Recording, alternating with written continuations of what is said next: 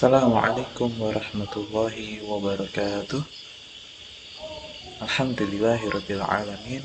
Puji syukur mari kita panjatkan kehadirat Allah Subhanahu wa Ta'ala. Pada kesempatan hari ini kita dapat belajar kembali di materi kita yang baru, yaitu tentang surat An-Nahl ayat 114. Alhamdulillah, pada kesempatan ini kita sudah memasuki bulan suci Ramadan. Tentunya kita berharap agar bulan Ramadan kali ini kita akan lebih baik daripada Ramadan yang sebelumnya.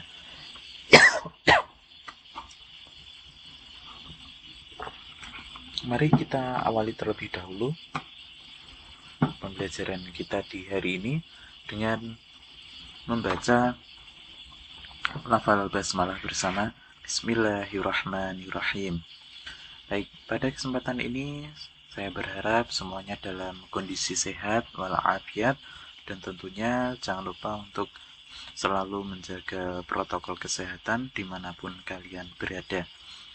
Baik, kita akan mempelajari materi tentang Quran Surat An-Nahl ayat ke-114 dengan kompetensi dasar memahami Quran Surat An-Nahl ayat 114 dan hadis terkait tentang mengonsumsi makanan dan minuman yang halal dan bergizi dalam kehidupan sehari-hari.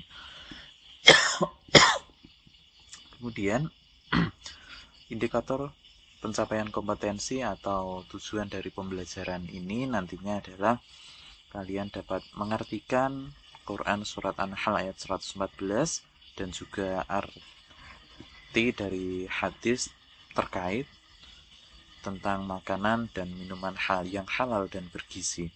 Kemudian yang kedua, kalian nantinya dapat menguraikan makna isi kandungan Quran Surat An-Nahl ayat 114 serta hadis yang terkait. Dan yang terakhir, tentu sebagai umat Islam di bulan Ramadan ini, agar nantinya dalam kita memperbanyak amal ibadah, salah satunya dengan tadarus, kalian dapat mengidentifikasi mana hukum bacaan yang tafkhim, mana yang tarqiq. Kalau dalam materi ini khususnya dalam Quran Surat An-Nahl ayat 114, namun nantinya dapat berkembang di surat-surat yang lain yang mengandung bacaan tafkhim maupun tarqiq. Baik, kita langsung lanjut ke materi, yaitu ringkasan materi yang sudah saya siapkan di sini, yaitu tentang Quran Surat An-Nahl ayat 114. Ayat ini merupakan ayat yang nantinya akan kalian hafalkan. Kemudian hafalan nanti kalian rekam, cukup direkam audio saja. Dengan pertama kalian menyebutkan nama dan juga kelas serta nomor absen kalian.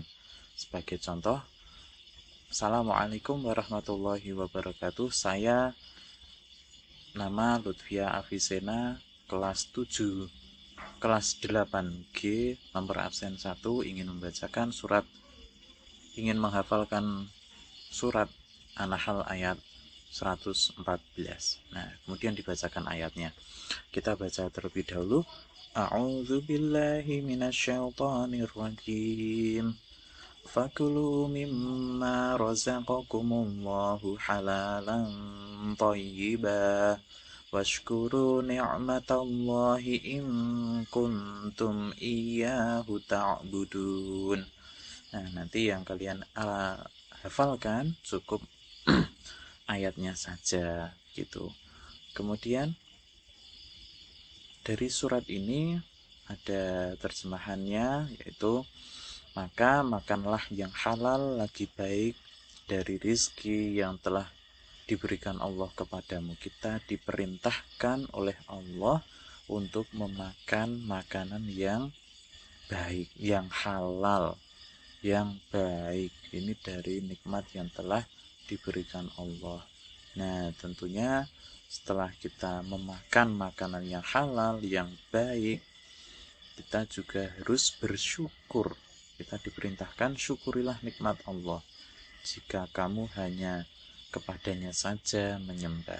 Ini menandakan bahwa kita diperintahkan untuk mensyukuri nikmat Allah, dan kemudian kita diperintahkan menyembah hanya kepada Allah saja. Kita tidak diperbolehkan untuk menyembah kepada selain Allah. Nah, kemudian kita akan pelajari tentang arti perkata dari surat An-Nahl ayat 114 ini. Fakulu, ini artinya maka makanlah. Fa itu maka, kulu makanlah. Fakulu makanlah. Mimma, ini dari apa. Kemudian rozaqakum, yang telah dirizkikan kepada kalian. Allah. Kemudian halalan, yang artinya halal. Kemarin di materi yang sebelumnya kita sudah mempelajari tentang yang halal itu artinya adalah makanan yang diperbolehkan menurut syariat Islam. Ada syaratnya kemarin, ada 3, yaitu halal dari segi wujudnya, kemudian halal dari cara pengolahannya, bagaimana pengolahannya sesuai syariat tidak, tercampur dengan yang haram atau tidak. Kemudian yang terakhir adalah halal dari segi cara mendapatkannya, bagaimana cara mendapatkannya, apakah berasal dari bekerja yang halal atau yang haram, ataukah dari hasil mencuri. Nah, itu menjadi penentu makanan tersebut halal. Kemudian thayyiban artinya adalah yang baik. Baik ini diartikan yang thayyib atau yang baik ini adalah yang bernutrisi, menyehatkan bagi tubuh kita. Begitu. Kemudian washkuru, dan bersyukurlah kalian ni'mata, terhadap nikmat Allah, ya Allah. Nah, kita diperintahkan bersyukur pada Allah atas segala nikmat yang telah diberikan oleh Allah. Jika kita mau menghitung nikmat yang telah diberikan Allah ini luar biasa, sangat banyak. Dari diri kita saja, mulai dari ujung rambut sampai ujung kaki. Rambut yang kita tidak tahu berapa jumlah rambut yang ada di kepala kita ini. Berapa jumlahnya ini, ya harus disyukuri semuanya. Mata, kita bisa melihat dengan jelas, kita bisa membedakan warna, ini merupakan salah satu hal yang harus kita syukuri. Kemudian banyak lagi yang harus kita syukuri. Kemudian in kuntum, jika kalian iyahu, hanya kepadanya, ta'budun, menyembah. Ini artinya, silahkan nanti dipelajari kembali agar nanti ketika ada penilaian harian ataupun nanti penilaian akhir tahun, kalian dapat mengerjakan soal dengan baik. Yang selanjutnya ada salah satu hadis dari Abu Hurairah radhiyallahu an. Ini dari An Abi Hurairah radhiyallahu an qala Rasulullah sallallahu alaihi wasallam. Rasulullah sallallahu alaihi wasallam bersabda, "Innallaha ta'ala thayyibun." Sesungguhnya Allah Ta'ala itu baik. La yaqbalu illa thayyiban, tidak menerima kecuali yang baik. Wa innallaha amaral mu'minin, dan sesungguhnya Allah memerintahkan orang beriman, bima amara bihil mursalin, sebagaimana dia memerintahkan para rasulnya. Jadi diperintahkan kepada semua orang beriman sebagaimana Allah memerintahkan para rasulnya. Faqala ta'ala, dengan firmannya Allah, ya ayyuhar rusulu, hai para rasul, wahai para rasul, kulu, makanlah minat thayyibati, dari yang baik-baik, makanlah yang baik-baik, wa'malu, dan beramallah solihah, dan beramal solihlah. Waqala ta'ala, dan dia berfirman, dan Allah berfirman, ya ayyuhalladzina amanu, wahai orang-orang yang beriman, kulu minat thayyibati, makanlah yang baik-baik, ma razaqnakum, yang dari apa yang kami rizkikan kepada kalian. Summa, kemudian, Dzakaror rajulu yutilu safar. Kemudian beliau menyebutkan ada seseorang yang melakukan perjalanan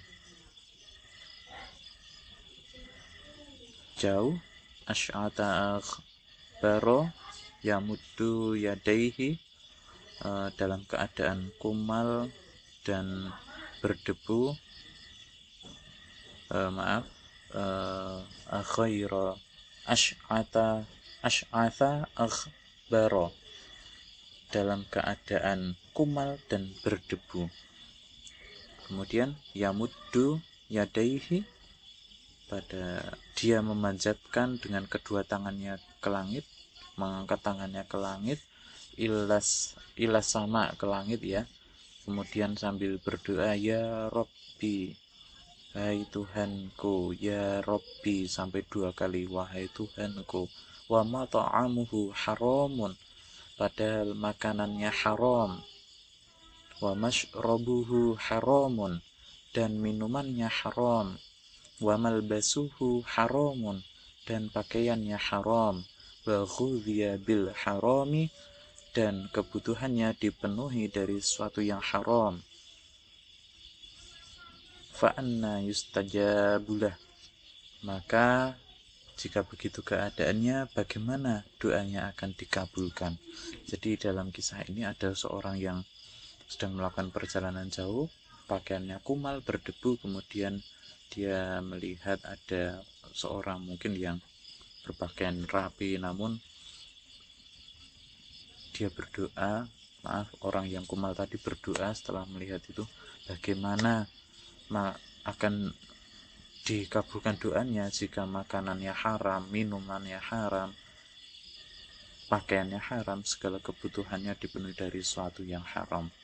Maka tentu ini peringatan bagi kita, tidak akan terkabul doanya ketika makanan haram, minuman haram, pakaian haram, kebutuhannya, segala sesuatu kebutuhannya dipenuhi dari yang haram, maka ini tidak akan dikabulkan doanya. Baik, kemudian kandungan dari surat An-Nahl ayat 114 ini, yang pertama sudah kita sampaikan di awal, yaitu perintah mengonsumsi yang halal dan baik. Kemudian yang kedua, perintah untuk selalu mensyukuri nikmat Allah. Jadi ini kandungannya. Kemudian ada hadis yang kita baca tadi, perintah memakan yang baik dan juga beramal soleh. Kemudian ada yang kedua, yaitu seorang doanya tidak akan dikabulkan jika segala sesuatu yang ada di dalam dirinya itu adalah haram.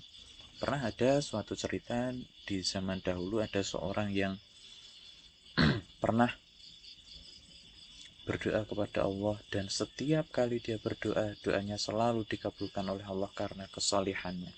Suatu ketika dia tidak sengaja saat itu membeli kurma di pasar, ada satu kurma yang ada di atas meja.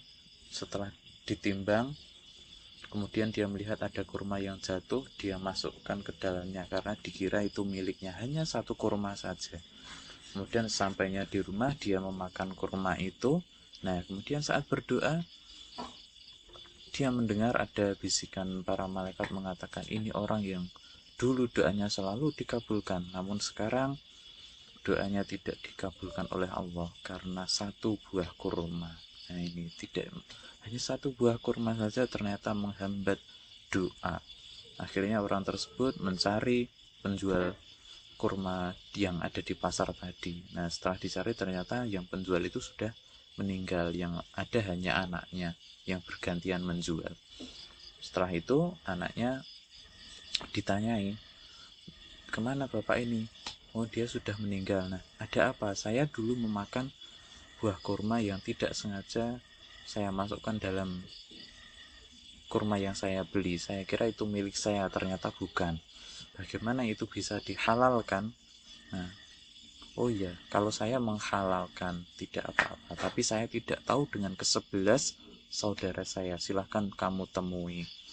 ada di mana? Ada di sana, padahal letaknya sangat jauh. Nah, dia menempuh perjalanan jauh untuk menemui ke-11 saudara penjual kurma tadi. Nah, akhirnya ketemu dan semuanya mengikhlaskan. Setelah itu doa-doanya kembali dikabulkan oleh Allah Subhanahu wa taala. Ini kisah yang sangat menarik dan menjadi pelajaran bagi kita agar senantiasa memakan makanan yang halal. Jangan sampai di dalam tubuh kita ini terdapat yang haram.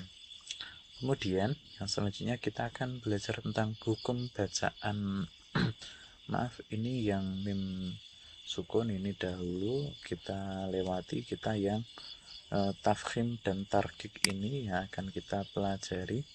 Yang pertama adalah hukum bacaan lam jalalah. Lam jalalah ini adalah lafal Allah. Lafal Allah ini ternyata ada dua cara membaca, yaitu dengan tafkhim dan tarkik. Tafkhim terlebih dahulu kita akan pelajari. Tafkhim yaitu dibaca dengan tebal. Pada lafal Allah, ketika sebelum lafal Allah ada huruf fathah seperti yang ini, ada fathah atau ada dhammah sebelum lafal Allah, maka dibaca dengan tebal dengan bunyi o. Bunyi o ya. Ini contohnya fazada humullahu, fazada humullahu, cara bacanya loh gitu ya. Fazada humullahu, dan tebal itu. Kemudian yang kedua, yang ketika diawali dengan fathah, ini khotamallahu. Nah, khotamallahu ini juga dibaca tebal, maka membaca tebalnya itu dengan ditandai bunyinya menjadi o. Nah, contoh yang lain ketika hanya diawali dari lafal Allah, ini kita mengatakan lafal Allah di dalam surat Al-Baqarah ayat 255 misalnya, Allahu la ilah. Nah, itu Allahu la, dibaca tebal itu. Kemudian yang tipis, gampang ini sebenarnya mempelajari yang tipis atau tarkik. Tarkik itu artinya tipis. Ini didahului dengan huruf berharokat kasroh. Jadi lafal Allah didahului dengan huruf berharokat kasroh, ini akan menjadi bacaan tarkik. Misalnya amana billah, dibaca a, billah bukan loh. Jadi seperti kita mengucapkan lafal basmalah itu tidak dibaca bismillah tapi bismillah, itu yang tepat. A'udzubillah. Nah, itu kita baca tipis billah gitu ya. Insya Allah ini mudah dipahami. Kemudian kita masuk yang kedua, yaitu tentang hukum bacaan ro. Ro ini juga ada hukumnya tafkhim dan tarkik. Tafkhim tebal, tarkik juga tipis. Kalau huruf ro itu agak seperti celat-celat sedikit ya, ro. Nah, kemudian diikuti dengan bibir maju atau bibirnya monyong. Nah, ini yang pertama juga hampir sama dengan ketentuan di lafal Allah tadi. Ketika hurufnya berharokat fathah atau fathah tanwin atau dhammah atau mungkin dhammah tanwin, maka ini dibaca dengan tebal. Alam taro, nah diikuti dengan bibir maju. Alam taro kaifa fa'ala rabbuka, ronya juga setiap huruf berharokat kasroh, berharokat fathah atau dhammah, maka ini dibaca tebal. Wama umiru, nah wama umiru itu. Kemudian yang kedua, ro sukun, huruf ro-nya sukun atau mati atau mungkin diwakofkan atau berhenti setelah huruf berharokat fathah. Jadi sebelum huruf ro ada huruf berharokat fathah, ya ada huruf berharokat fathah atau dhammah. Ini atau mungkin setelah mat tabi'i yang berharokat fathah atau dhammah. Ini contohnya. wa arsala. Nah, ini ada ro sukun. Sebelumnya ro sukun ini ada huruf alif yang berharokat fathah. Kita baca wa arsala dengan bibir monyong, wa arsala. Jadi wa arsala. Wan haur, contohnya wan haur. Zurtumul, itu yang domah. Alhaakumut takatsur. Nah, kemudian abror, atau mungkin itu tadi ya, yang ini yang matobi, abror. Nah, ini abror itu. Kemudian ini wal asr, khusr, ini juga termasuk. Kemudian ada ro sukun sesudah huruf berharokat kasroh tidak asli. Ini hanya di dalam surat Al-Fajr saja, ayat 28. Nah, ini ketika membaca surat Al-Fajr ini, jika dibaca wasol atau terus, maka ini tidak tebal. Maaf, ini dibaca ro sukun sudah huruf berharokat kasroh asli, yaitu terdapat hamzah merupakan kata perintah atau hamzah tersebut tidak dibaca ketika wasol. Ini ketika terus maka biasa saja, tetap tebal. Tapi ketika ini kita baca dengan dimulai dipotong per ayat, maka dibaca tebal juga. Ini contohnya kalau dibaca terus, ya ayuhat, ya ayyatuhan nafsul mutmainnah, itu juga tebal. Ya ayat Tuhan nafsul mutmainnah turji'i, tebal. Atau boleh dibaca ya ayyatuhan nafsul mutmainnah, berhenti. Kemudian ini dibaca ir. Jadi ir dengan bibir maju. Irji'i ila rabbiki radiyatan mardiyah. Irji'i, begitu. Ir. Tidak dibaca ir, tapi ir dengan bibir maju, begitu. Kemudian yang keempat, ro sukun sesudah huruf berharokat kasroh asli. Sudah maaf tadi yang harokat kasroh ada tidak asli itu, di sini yang maksudnya tidak asli adalah untuk kata perintah biasanya. Jadi tidak ada tanda kasrohnya di dalam fathahnya. Irji'i tidak ada. Tapi kalau di sini huruf berharokat kasroh asli dan berikutnya huruf isti'la. Huruf isti'la itu yang harus selalu dibaca tebal. Ada kho, so, do, to, tho, gho, qaf. Nah, ini huruf yang dibaca tebal. Sebelumnya ada ini ya yang saya lingkari ini. Sebelum huruf sesudah ro sukun sesudah huruf berharokat kasroh. Jadi urutannya huruf berharokat kasroh, ini mim berharokat kasroh jadi mi, kemudian ada ro sukun, sesudah ro sukun ini ada huruf sod, maka ini dibaca tebal. Jadi tidak dibaca mir soda gitu, tapi mir. Jadi seperti yang irji'i tadi dibaca mir soda itu. Kemudian yang terakhir ada ro diwakafkan atau ro berhenti setelah huruf isti'la berharokat sukun atau mati, yang sebelumnya ada tanda kasroh. Ini huruf berharokat kasroh, qaf berharokat kasroh, kemudian ada huruf isti'la yang ada 7 tadi yang di atas ini ya, huruf isti'la berharokat sukun, kemudian sesudahnya ada huruf ro juga, ini berhenti. Pitor dibaca tebal. Kemudian yang tipis ini kebalikannya yang tadi. Yang tipis jelas tentu diawali dengan kasroh, atau huruf itu sendiri, huruf ro sendiri berharokat kasroh, baik di awal, tengah maupun di akhir. Khairi, nah ini tidak khairui, tidak Tapi ghairi biasa diikuti bibir mundur agak meringis. Ghairi. Nah, kemudian yang selanjutnya ro dimatikan atau diwakafkan didahului dengan huruf berharokat kasroh. Ro mati atau sukun sebelumnya seperti ini, sebelumnya ada shad berharokat kasroh.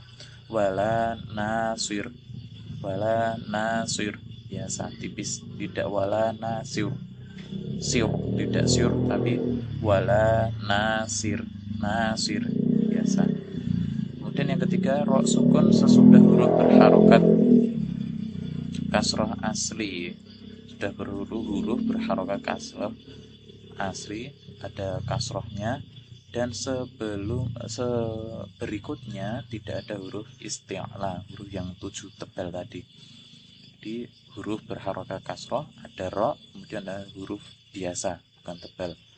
Tunzirhum biasa, tunzirhum itu. Kemudian yang keempat ada ro sukun atau diwakafkan atau berhenti didahului dengan huruf ya. Nah, ini contohnya ini wahwal hakimul khabir, itu dibaca tipis.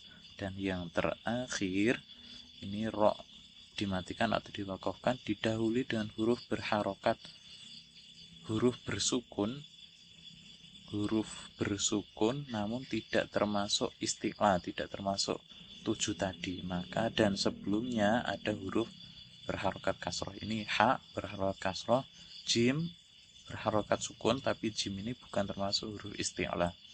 Setelah itu ada huruf ro yang dimatikan, maka ini tidak termasuk tebal tapi dibaca tipis.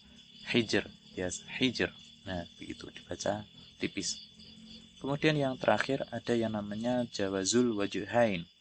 Jawazul wajhain artinya dua wajah, yaitu ro yang boleh dibaca dengan dua cara, baik tebal maupun tipis, yaitu ro sukun sesudah huruf berharokat kasroh. Ada ro sukun ini sebelumnya ada huruf berharokat kasroh, dan sesudahnya ada huruf isti'la yang 7 tadi ya.